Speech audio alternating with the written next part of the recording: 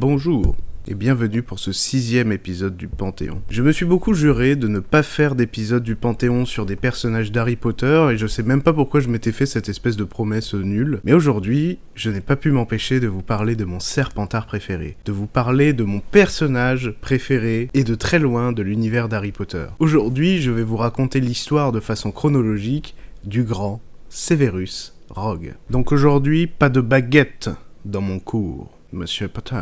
C'est parti pour l'histoire de Severus Rogue. Severus Rogue est né le 9 janvier 1960, et il est le fils de Helen Prince, d'une sorcière, et d'un moldu Tobias Rogue. C'est donc un sorcier de sang mêlé, tout comme Voldemort, ou encore Harry Potter dont les grands-parents maternels sont moldus. Il est certain que le jeune Severus était victime de la négligence de ses parents. Cette négligence, associée aux excès de violence de son père, a contribué à la personnalité solitaire et désagréable de Rogue à l'âge adulte. La famille Rogue vivait dans une ville moldue près d'une rivière, à un endroit appelé l'impasse du Tisseur. Cet endroit se situe dans un quartier plutôt pauvre, avec des rues pavées, des réverbères cassés, des usines désaffectées et de vieilles maisons dégradées. Dans ce quartier, le jeune Severus rencontre pour la première fois la petite Lily Evans, dont les parents vivaient également dans le quartier.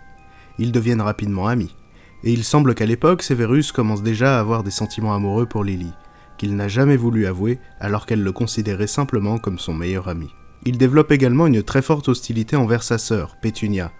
Il est probable que son côté moldu, ayant la haine des sorciers, et ses moqueries répétées, n'aient pas joué en sa faveur. Les souvenirs de Rogue dans le tome 7 nous donnent un peu plus d'informations sur sa jeunesse.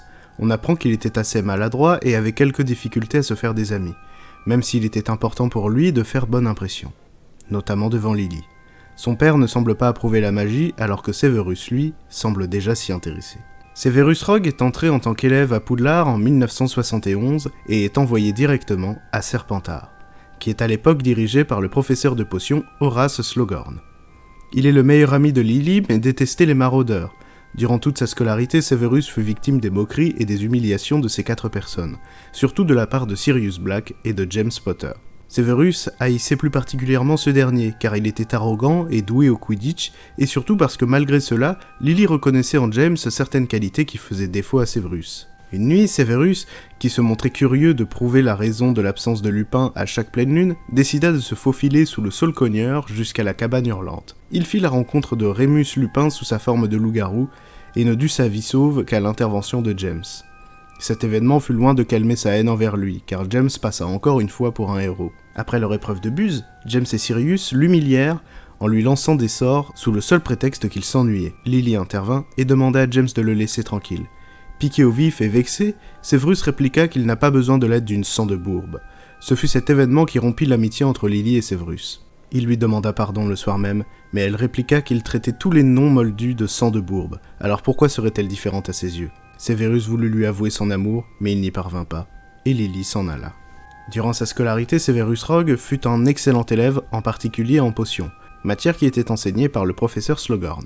Dans son livre de potions de 6e année, il écrivait une foule d'informations sur les meilleurs moyens de préparer les potions par-dessus le texte d'origine, corrigeant certaines indications du livre ou notant certains sortilèges qu'il avait découverts.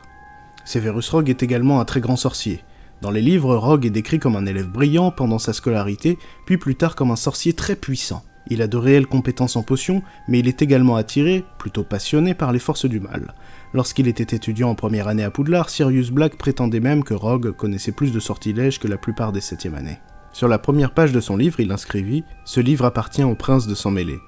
Bien après ses études à Poudlard, devenu lui-même professeur de potions, son livre tomba entre les mains de Harry Potter, qui ne possédait pas encore de livre. Ces modifications permirent à Harry de devenir le meilleur élève de cours de potions de 6e année, à la grande fureur d'Hermione.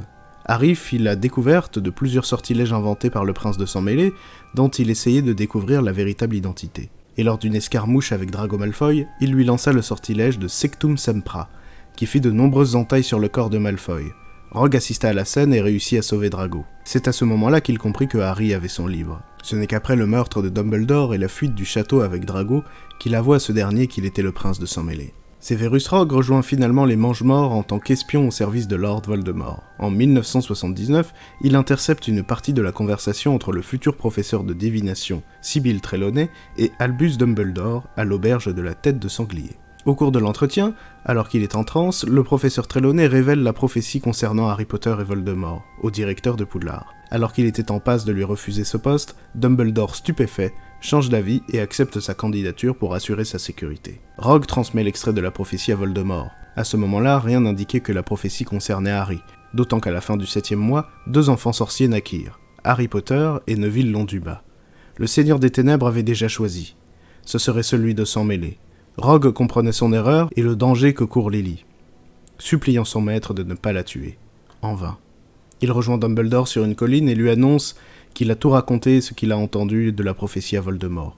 Il lui demande de mettre les Potter en sécurité, contre quoi il fera ce que Dumbledore souhaitera. Après le meurtre de James et Lily et la disparition de Voldemort, Severus se rend à Poudlard.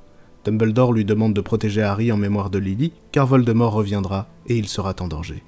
Rogue accepte, mais demande à Dumbledore de ne jamais le dire à personne. Il devint professeur de potions après que Dumbledore a prouvé sa loyauté au ministère de la magie en prétextant que Severus espionnait Voldemort selon sa volonté et que de ce fait, il prenait de gros risques pour sa vie. Durant sa carrière, il fait preuve d'un favoritisme envers les élèves de Serpentard. Rogue fait la connaissance de Harry et lui manifeste une hostilité viscérale dès le départ, car ce dernier ressemble énormément à James Potter. Pendant le premier cours de potions, Rogue l'humilie en lui posant des questions sur les potions auxquelles il ne peut répondre. Plus tard dans l'année, Harry le soupçonne d'avoir fait entrer le troll dans l'école pour faire diversion afin de s'emparer de la pierre philosophale. Il pense même qu'il a tenté de le faire tomber de son balai durant le match de Quidditch. Harry découvrira finalement que le coupable était Quirrell et que Rogue, au contraire, cherchait à le protéger. Rogue est de plus en plus frustré de ne pas avoir pu obtenir le poste de professeur de défense contre les forces du mal. Il manifeste une hostilité particulière envers Gilderoy Lockhart, le titulaire du poste. Il fabrique la potion Tulou sur ordre de Dumbledore, permettant au professeur Lupin de garder le contrôle de lui-même pendant sa transformation en loup-garou. Rogue le remplacera quand ce dernier est incapable d'assurer son cours, et par rancœur s'arrange pour que les élèves devinent la véritable nature de leur professeur de défense contre les forces du mal. Il soupçonne Lupin d'avoir aidé Sirius à pénétrer dans Poudlard. À la fin de l'année scolaire, il surprend Sirius dans la cabane hurlante et tente de le livrer aux détraqueurs. Mais ce dernier réussit à s'échapper. Furieux de la fuite de Sirius, Rogue annonce accidentellement aux élèves que Lupin est un loup-garou, et celui-ci décide de démissionner. Rogue suspecte Harry de voler dans son armoire personnelle pour préparer du polynectar, sachant qu'il en avait déjà fabriqué lors de sa 2e année. Mais le coupable était en fait Barty Croupton Jr., qui l'utilisait pour prendre l'apparence d'Alastor Maugrey. À l'occasion du tournoi des 3 sorciers, Rogue voit arriver Igor Karkaroff, le directeur de Durmstrang et ancien mange-mort, à Poudlard. Igor apprend à Rogue que sa marque des ténèbres devient plus nette. Il s'en inquiète car il a aidé le ministère après la chute de Voldemort. Et il a peur des représailles. Fin juin, Rogue, alors qu'il sent la marque des ténèbres le brûler, ne se rend pas à l'appel de Voldemort. 2 heures plus tard, alors que l'ordre du Phénix se reforme, Rogue se voit confier une mission qui reste secrète par Dumbledore. Celui-ci demande à Rogue de former Harry Potter à l'occlumencie pour qu'il puisse fermer son esprit aux intrusions possibles de Voldemort. Les leçons s'avèrent inutiles, l'élève et le maître n'arrivaient pas à mettre leur haine réciproque de côté. Et lors d'une leçon, Harry arrive cependant à entrer quelques instants dans l'esprit de Rogue et découvre qu'il a eu une enfance malheureuse. Ses parents le disputaient tout le temps, et lors d'une autre leçon, Harry se retrouvant seul, il rentre dans la pancine et tombe dans un souvenir d'une scène se déroulant à Poudlard. Il découvre Rogue se faire brimer par James et Sirius, et Lily intervenir en sa faveur, mais Rogue vexé et humilié la traite de sang de bourbe. Rogue surprend Harry dans sa pancine et met définitivement fin aux leçons d'occlumencie. En fin d'année, alors que Harry l'avertit que Sirius est prisonnier au département des mystères, il fait mine d'ignorer l'avertissement.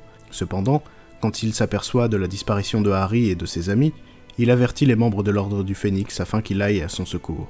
Rogue obtient enfin le poste tant convoité de professeur de défense contre les forces du mal.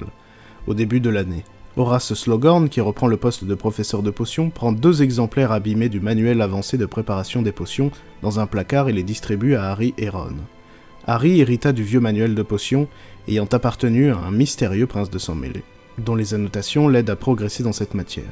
Harry est fasciné par ce personnage inconnu et ne découvre qu'à la fin qu'il n'est autre que Rogue lui-même, qui faisait référence au nom de jeune fille de sa mère, Hélène Prince. Durant l'été 1996, Narcissa Malfoy et Bellatrix Lestrange rendent visite à Rogue, et Narcissa explique que Voldemort a confié comme mission à Drago de tuer Dumbledore. Il a été choisi pour faire payer à Lucius l'échec de la mission au ministère. Narcissa, craignant que Drago ne réussisse pas, demande à Rogue de l'aider en cas de problème. Bellatrix demande qu'il le jure en accomplissant le serment inviolable. Il accepte et propose que Bellatrix soit l'enchaîneur. Rogue prête donc un serment inviolable avec Narcissa Malfoy jurant de protéger son fils Drago, de l'arrêter de sa mission si le danger devenait trop grand, et d'accomplir la mission à sa place s'il venait à faillir. Voldemort ayant demandé à Drago de tuer Dumbledore, à la fin de l'année suite à une intrusion des Mange-Morts à Poudlard, Dumbledore se retrouve à la merci de Drago, qui ne put se résoudre à accomplir le crime. Rogue tue alors Albus Dumbledore sous les yeux horrifiés d'Harry.